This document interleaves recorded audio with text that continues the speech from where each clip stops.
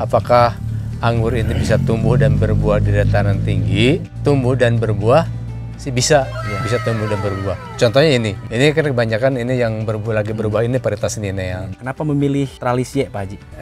Dari segi pemeliharaan aja itu lebih sederhana, lebih mudah. Waktu penjarangan buah atau gimana kita mudah dengan dijangkau tangan gini aja sambil berjalan.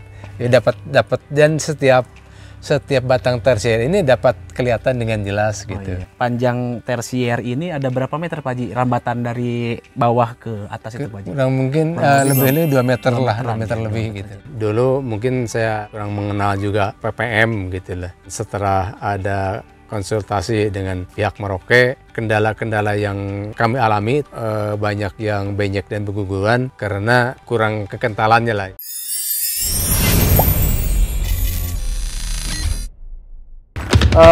Jumlah air yang dibutuhkan bisa selain di popon, jeruk pokok yang mana rata-rata sih banyak.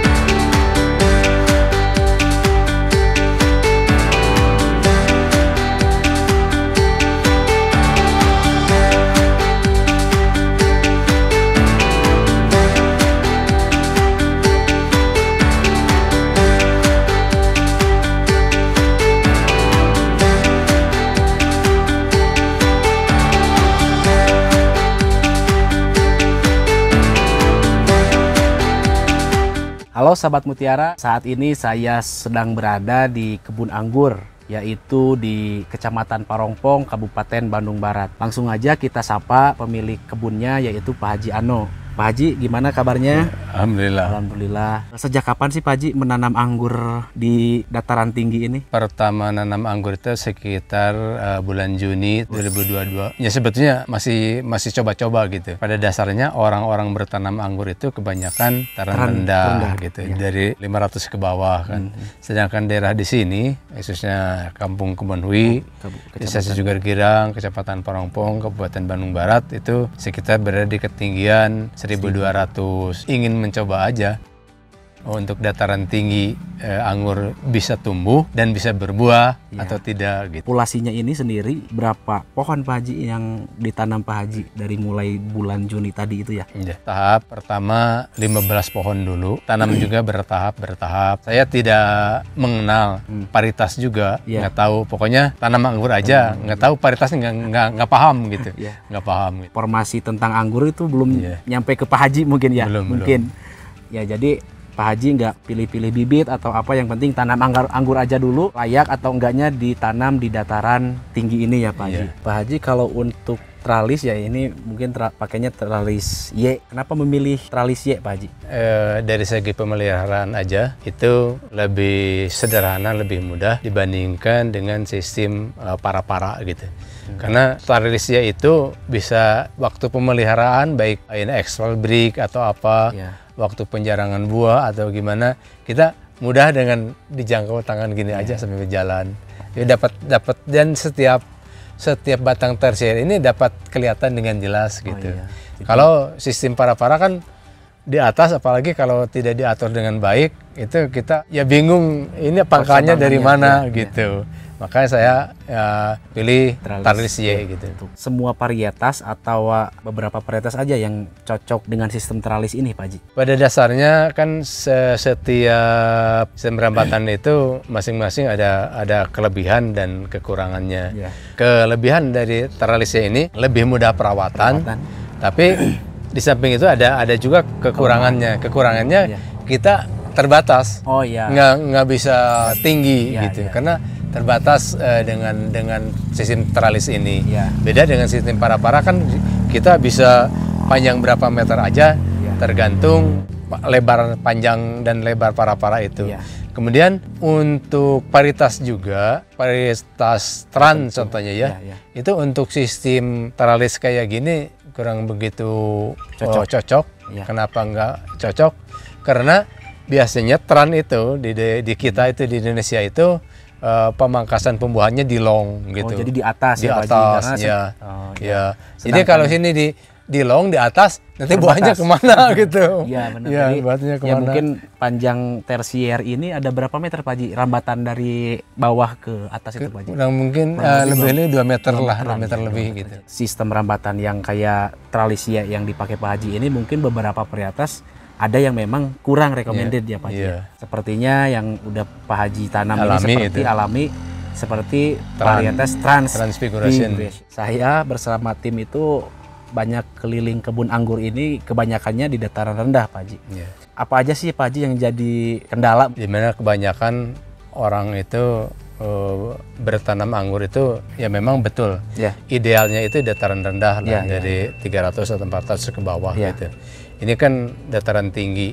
Ya karena saya tadi juga pengen mencoba, penasaran gitu.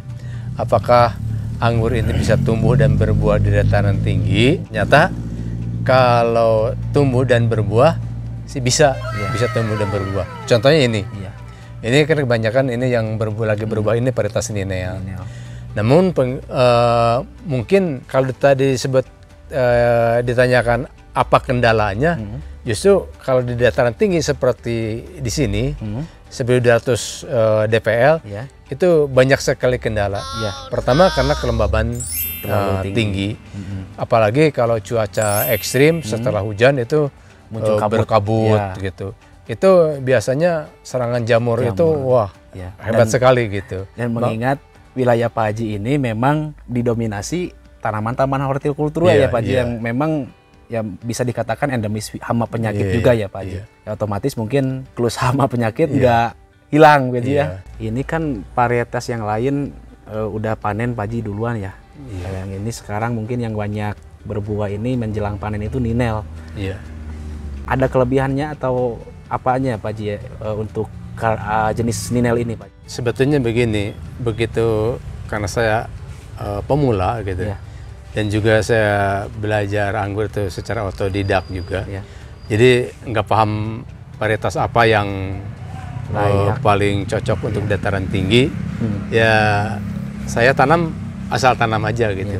Ya kebetulan di sini yang saya punya bibit itu kebanyakan Ninel gitu, yang sekarang udah Perasian ini. Jadi sebetulnya saya masih mencari-cari varietas yang paling cocok untuk dataran tinggi ini. Kebanyakan Ninel yang udah menjelang panen. Tapi banyak kendala untuk dataran tinggi ini untuk varietas Ninel ini. Terutama mungkin menjelang Perasian atau perubahan warna ini banyak yang buahnya berguguran dan juga buahnya benyek gitu. Itu kalau dibandingkan dengan varietas yang lain gitu, itu Ninel paling parah gitu. Seperti akademik atau Gospi itu tidak separah Ninel ini. Ya mengingat mungkin jenis varietas Ninel ini usia matangnya itu tingkat kematangannya cukup lama juga ya Pak Haji.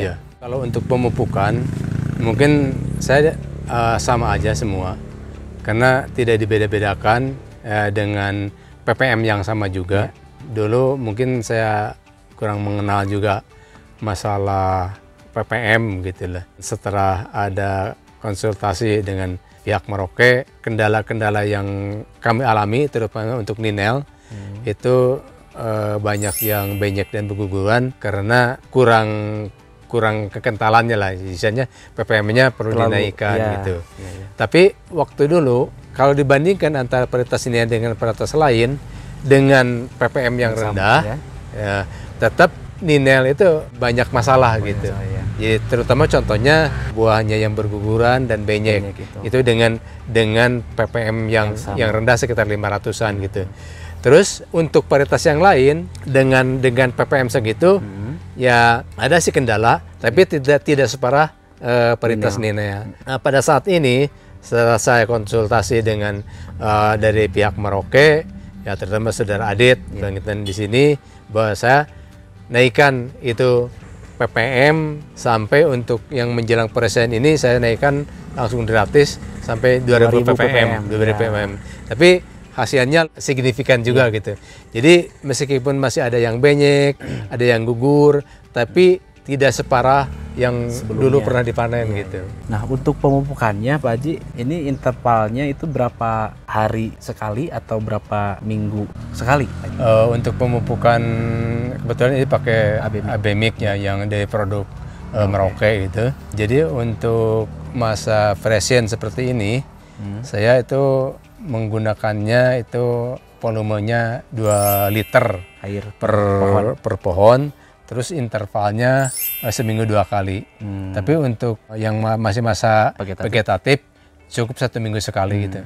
Dengan ppm yang sama gitu. Alhamdulillah ya Pak Haji, setelah kita bersharing ya Pak Haji tentang pemupukan, ya sebelumnya memang Pak Haji ada kendala buahnya benyek atau memang banyak yang berguguran, ternyata riwayat pemupukan Pak Haji, sahabat Mutiara, ternyata ppm-nya itu terlalu rendah mungkin ya Pak Haji, rendah sehingga mungkin di saat perishing kayak gini mungkin nutrisi belum cukup Pak Haji kurang. Nah, alhamdulillah Pak Haji kita pakai Abemic yang racikannya itu berapa bahan ya Pak Haji waktu itu? 8 bahan ya? 8 bahan, yaitu diantaranya Merauke Kalnit, terus Merauke Kalinitra, ada juga Fe, EDDHA, terus juga ada MG, Merauke Magis atau Merauke MAP, dan juga Merauke Vitaflex, sahabat Mutiara. Pak Haji untuk aplikasinya itu sendiri, itu Pak Haji pakai vertigasi atau memang manual Pak Haji? Manual. Oh manual. Dicor. Oh dicor. Dicor manual.